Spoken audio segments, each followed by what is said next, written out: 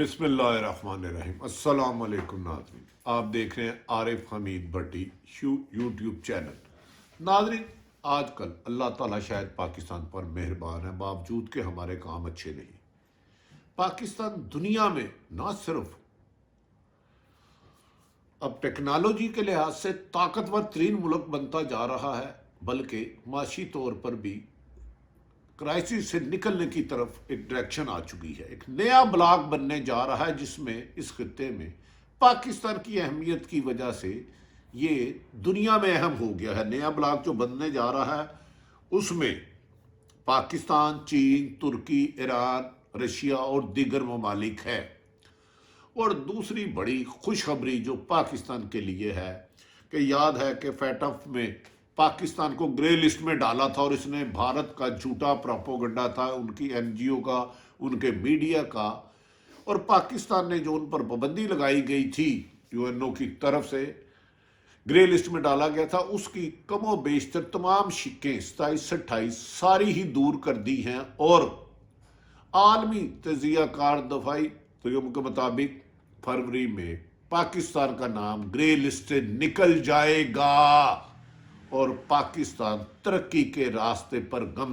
گامزن ہو جائے گا۔ اس موقع پر ایک اور اہم خبر کہتے ہیں ناظرین کی میرے قتل کے بعد اس نے جفا سے توبہ۔ یو اے اور سعودی عرب نے پاکستان پر اسرائیل کے کہنے پر پابندیاں لگائی، دیے ہوئے قرض واپس لینے کی کوشش کی۔ اسرائیل نے اینڈ پہ انہیں ڈچ کیا اور امریکہ سے ملنے والا جدید اسلحہ ان پر پابندی لگا دی گئی، ری وزٹ کیا گیا۔ اب انہیں احساس ہے کہ پاکستان میں اس ریجن میں اگر کسی نے محفوظ رہنا ہے تو اس کا پاکستان کے ساتھ ضروری ہے تعلقات بہتر ہونا، جس پر انہوں نے غیر ملکی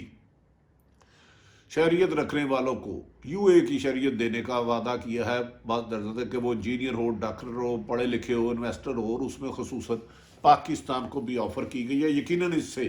دیگر ممالک بھی فائدہ اٹھائیں گے، لیکن اب یو اے اور سعودی عرب پاکستان کی اہمیت کو جو بائیڈن کے آنے کے بعد سمجھ چکا ہے۔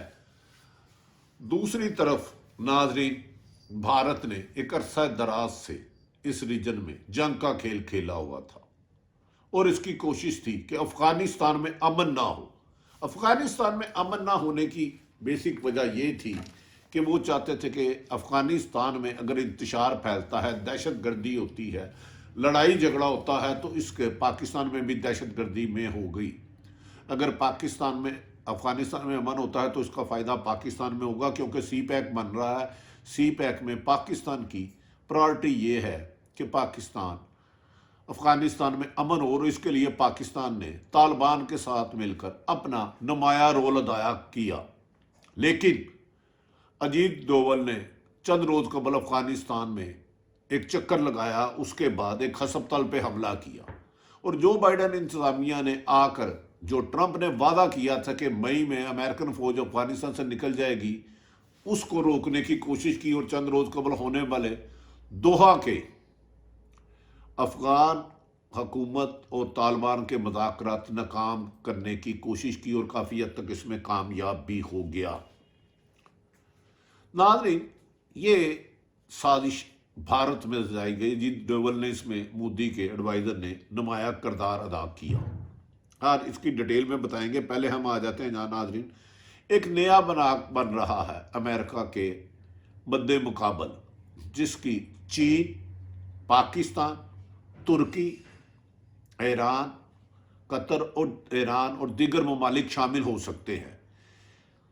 کیونکہ چائنا سمجھتا ہے کہ اس کا سی پیک مکمل کرنے میں اور دنیا کی جو معاشی ترقی کی بلندیوں کو چھو رہا ہے، اس کے لیے پاکستان کا سی پیک کا کامیاب ہونا ضروری ہے، اور سی پیک کامیاب ہونے کے لیے پاکستان میں امن کا قائم ہونا ضروری ہے۔ امن کے لیے یہ ہے کہ بھارت جو پاکستان میں شرارتیں کرتا رہتا ہے، اس کے مقابلے میں پاکستان کو دفاعی طور پر نہایت مضبوط کر دیا جائے۔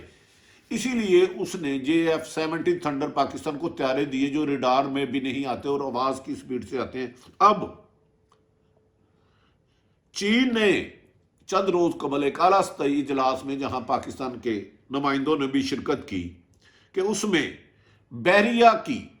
اہم ترین پاکستان کی بحریہ کو مضبوط کرنے کے لیے 054 دیا، جس میں ہر قسم کے اسلحے کو،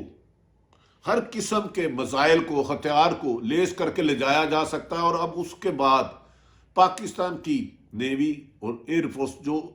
تیار کر رہی ہے وہ دنیا میں ناقابل شکست ہو چکی ہے۔ ناظرین، اس سلسلے میں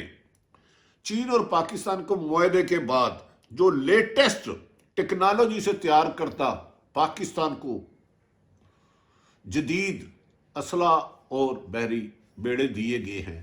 وہ دنیا میں اپنی مثال آپ ہیں۔ اس سے نہ صرف پاکستان کی سرحدیں پہلے ہی پاک فوج کی وجہ سے محفوظ تھی، ایئر فورس محفوظ تھی، اب نیوی کو اتنا فول پروف کر دیا گیا ہے، نہ صرف فول پروف کیا بلکہ پاکستان کی نیوی دنیا کی ہر نیوی کو نقصان پہنچانے کی صلاحیت رکھتی ہے۔ ناظرین، جو میں نے آپ سے بات کی تھی فیٹف میں، بہت جلد آپ فیٹف سے گرے لسٹ سے نکلے گا۔ اس کا عالمی برادری نے پاکستان کی کوششوں کو سراہا ہے کہ پاکستان نے منی لانڈرنگ، دہشت گردی اور دوسرے ملک میں دہشت گردی کا خاتمہ کرنے کے لیے جو کلیدی کردار ادا کیا ہے وہ قابل تحسین ہے، قابل تعریف ہے، اور اسی وجہ سے یہ توقع ظاہر کی جا رہی ہے کہ بہت جلد پاکستان کو گرے لسٹ سے نکال دیا جائے گا۔ اس سلسلے میں بھارت نے بہت سازشیں کی، بے پناہ سازشیں کی، لیکن کہتے ہیں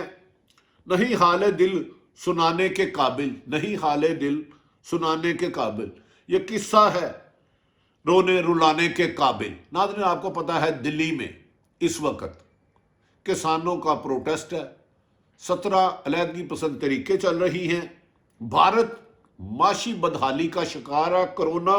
اور اندرونی انتشار نے بھارت کو دن بدن کمزور کرتا جا رہا ہے۔ جو معاشی ترقی کے وہ دعوے کرتا تھا کہ عالمی مارکیٹ میں، وہ اس کی کمزوری بنتے جا رہا ہے، جس کی وجہ سے اس کی ترقی، معاشی ترقی نہ ہونے کے برابر ہے۔ اس دوران پاکستان نے نہ صرف بیرونی اور اندرونی سازشوں کا مقابلہ کیا بلکہ اربوں ڈالر کا قرضہ بھی واپس کیا۔ ناظرین، پاکستان کی فضائی، بحری اور فوج کی مضبوطی کے بعد اس ریجن میں ایک نئے اتحاد کی صورت میں پاکستان سی پیک کے بعد پاکستان کی معاشی صورتحال دنیا کی بہترین صورتحالوں میں چلے جائے گا، لیکن تاہم اس کے لیے ہمیں مزید محنت کرنے کی ضرورت ہے۔ یہ خوشخبریاں پاکستان کے لیے ہیں کہ پاکستان دشمن کے لیے ناقابل شکست بن چکا ہے۔ اس کے لیے انہوں نے اپنے قرضے اتارے، جدید اسلحے سے لیس کیا۔ بھارت جو پاکستان کو کمزور کرنا چاہ رہا تھا، اندرونی انتشار کا شکار ہوا، خالصتان سے لے کے 17 علیحدگی پسند طریقے اور بھارت کا انتشار، کسانوں کا بھارت میں اقلیتی جماعتوں کو زیر کرنے کی وجہ سے اس ریجن میں پاکستان اہم ہوتا جا رہا ہے، اور پاکستان کے لیے سی پیک کھلنے کے بعد خربوں ڈالر، اربوں ڈالر کی جو چین برآمدات اور درآمدات کرے گا، اگر پاکستان کا اس میں 5% بھی حصہ ہو تو پاکستان آنے والے دنوں میں تمام قرضوں سے نجات حاصل کر لے گا۔ یہ ساری خوشخبریاں آپ کے لیے اور پاکستان کے لیے، اور بڑے عرصے بعد ہمیں خوشخبریاں ملنا شروع ہوئی ہیں۔ تاہم آزمائشیں زندہ قوموں کی نشانی ہیں، آزمائشیں آتی رہتی ہیں۔ سی پیک کے بعد ناظرین یہ کامیابیاں تھیں۔ اب دوسرا ایک چھوٹا سا پہلو تھا، افغانستان میں امن قائم ہو چکا تھا، دوحہ میں مذاکرات ہو رہے تھے، پاکستان طالبان سے مل کر ایک کلیدی رول ادا کر رہا تھا، لیکن بھارت کو یہ امن نہیں بھایا، کیونکہ بھارت سمجھتا ہے، امریکہ سمجھتا ہے چین کو کنٹرول کرنے کے لیے افغانستان میں امن نہیں ہونا چاہیے۔ اگر افغانستان میں امن ہوتا ہے تو اس کے اثرات پاکستان میں بھی آئیں گے اور سی پیک کامیابی سے چلے گا۔ سی پیک کو سبوتاژ کرنے کے لیے بھارت افغانستان میں اپنے عمل دخل اور دہشت گردی کی وارداتیں کرانے سے باز نہیں آ رہا، جس کو دنیا کو معلوم ہوتا جا رہا ہے۔ اب یہ کہا جا رہا ہے کہ بھارت یہ لابی کر رہا ہے، جو مئی 2021 میں امریکن آرمی نے واپس جانا تھا وہ ادھر ہی رہے گی۔ اس پر وہ الزام لگا رہے ہیں کہ طالبان نے ایگریمنٹ پورا نہیں کیا۔ ان کا دعویٰ ہے بھارت کا اور امریکہ کا کہ طالبان نے جو ایک ڈمی سی حکومت ہے جو ایک نااہل حکومت ہے اس کے اوپر حملے کیے ہیں، جبکہ طالبان کا کہنا ہے کہ معاہدے کے مطابق ہمارے قیدیوں کو ابھی تک رہا نہیں کیا گیا، ہماری رہائشی کالونیوں پر، بے گناہ شہریوں پر، عام شہریوں پر بھارت دہشت گردی کرا رہا ہے،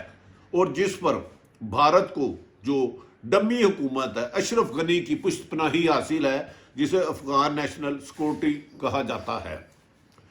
اب بھارت افغانستان کے امن کو تباہ کرنے کے لیے اشرف غنی کو استعمال کر رہا ہے، عام شہریوں کے گھروں میں حملہ کر رہا ہے کہ طالبان ریئیکٹ ہو کے جواب دے، جبکہ طالبان نے کہا ہے ہم نے معاہدے کے مطابق آپ اس کے بعد یو این او کی فوجیں یا امریکہ کی کسی فوج پر کوئی حملہ نہیں کیا، جبکہ ہمارے شہری علاقوں کو نشانہ بنایا جا رہا ہے، دہشت گردی کی جا رہی ہے، جس سے بے گناہ ہزاروں لوگ شہید ہو چکے ہیں، اور وہ ان کے عام گھروں کو بھی محفوظ نہیں رہے، جس پر انہوں نے خدشہ ظاہر کیا ہے۔ یہ سارے انڈیا کے بھارتی راہ کے دہشت گرد اور آر ایس ایس کے گنڈوں کی کارروائی ہے۔ اور طالبان نے یہ بھی کہا ہے کہ ہمارے طالبان قیدیوں کو چھوڑنے کے وعدہ بھی پورا نہیں کیا گیا۔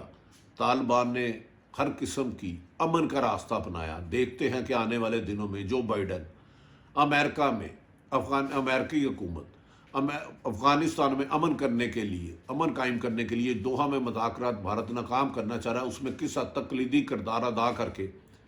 افغانستان میں طالبان کے پاکستان کی مدد سے طالبان کے ساتھ معاہدہ کر کے امن قائم کرتا ہے اور اس خطے کو جنگوں سے نکال کر ٹریڈ کی طرف لاتا ہے۔ جو بائیڈن کا خود کہنا ہے کہ وہ جنگ نہیں ٹریڈ چاہتے ہیں، تو اس کے لیے انہیں افغانستان میں امن کرنا ضروری ہوگا، اور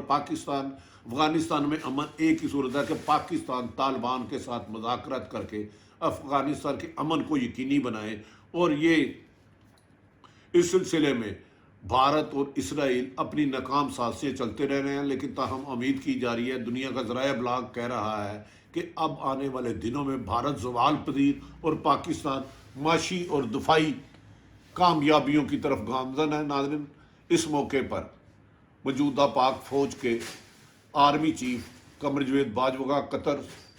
وزٹ، آنے والے دنوں میں سعودیہ سفارتخانوں اور دیگر ممالک سے قریبی رابطے پاکستان کے لیے روشنی کی کرن بن رہے ہیں۔ ناظرین، عارف حمید بھٹی کا یوٹیوب چینل پسند آئے تو اسے سبسکرائب کریں، ہو سکے تو بیل آئیکن پریس کر لیں، نئی ویڈیو اور نئی انفارمیشن آپ تک پہنچ سکے۔ اپنے ارد گرد رہنے والوں کی خوشیوں کا خیال رکھیں، کسی کا نقصان نہ سوچے۔ بھارت کے لیے ایک آخری شعر ہے جان، کل جگ نہیں کر جگ ہے، کل جگ نہیں کر جگ ہے، یہ دن کو دے اور رات کو لے، یہ دن کو دے اور رات کو لے، کیا خوب سودا نقد ہے، کیا خوب سودا نقد ہے، اس ہاتھ دے اس ہاتھ دے۔ ساری عمر پاکستان میں دہشت گردی اور انتشار پیدا کرنے والا بھارت اب خود انتشار کا شکار ہے۔ پاکستان زندہ باد۔